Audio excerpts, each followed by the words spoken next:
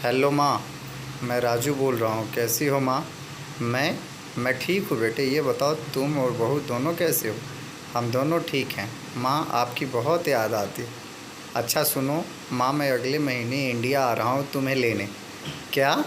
हाँ माँ, अब हम सब साथ ही रहेंगे। नीतू कह रही थी माँ जी को अमेरिका ले आओ, वहाँ अकेली बहुत परेशान हो रही होंगी। हेलो, सुन रही हो माँ? हाँ हाँ बेटे। बूढ़ी आंखों से खुशी की अश्रुधार बह निकली। बेटे और बहू का प्यार नस नस में दौड़ने लगा।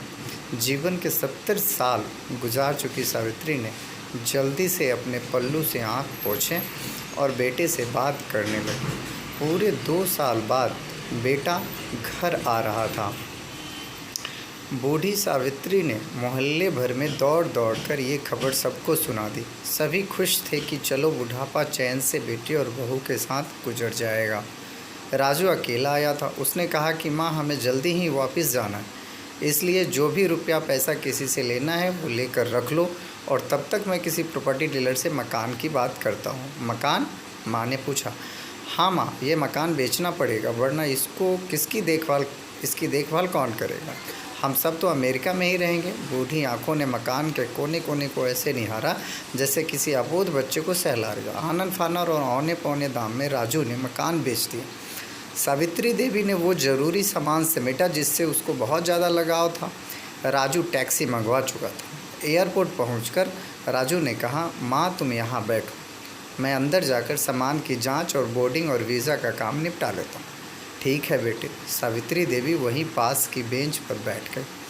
काफ़ी समय बीत चुका था। बाहर बैठी सावित्री देवी बार बार उस दरवाजे की तरफ देख रही थी जिसमें राजू गया था, लेकिन अभी तक बाहर नहीं आया। शायद अंदर बहुत भीड़ होगी सोचकर बूढ़ी आंखें फिर से टकटकी लगाए देखने लगती।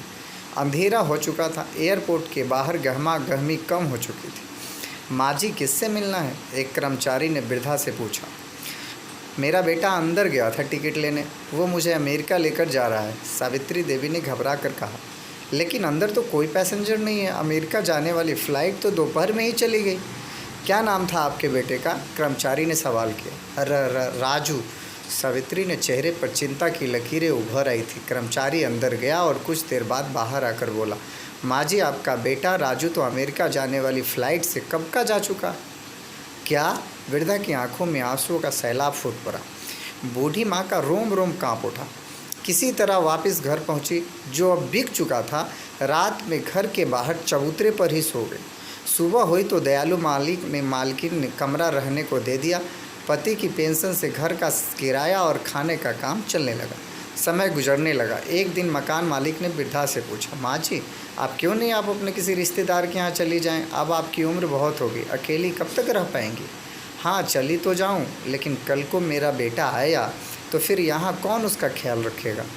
आँख से आंसू आने लग गए। दोस्त, विनती, माँ बाप का दिल कभी मत दुखाना। शिक्षा माँ तो माँ ही होती है। Thank you very much.